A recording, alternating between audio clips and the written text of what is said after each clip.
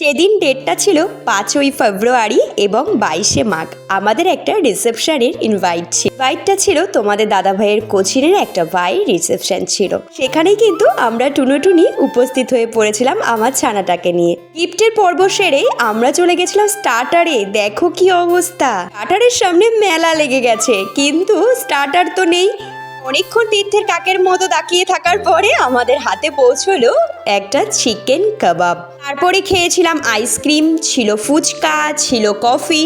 অত কিছু আমরা খাইনি, আমরা জাস্ট কাবাব খেয়েছিলাম, তার সাথে আইসক্রিম খেয়েছিলাম। প্রথমেই আমাদের পাতে পড়ে গেছিল বাটার ফিশ ফ্রাই, যেটা খেতে দারুণ ছিল।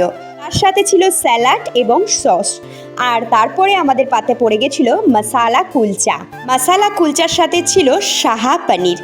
এটা আমরা একটা নিয়েছিলাম, দুজন ভাগ করে খেয়েছিলাম। তারপরে ছিল ফ্রেশ রাইস এবং ছিল কাজু কাতলা। আমি বিয়েবাড়ি গেলে মাছ খাই না, তোমাদের দাদাভাই নিয়েছিল। তারপরে ছিল জাফরানি পোলাও, তার সাথে ছিল মাটন কষা। ওফ, দুটোর যা কম্বিনেশন অসাধারণ ছিল। প্রত্যেকটা আইটেম মানে বলতে পারো এক সে বাড়কার এক খেতে ছিল।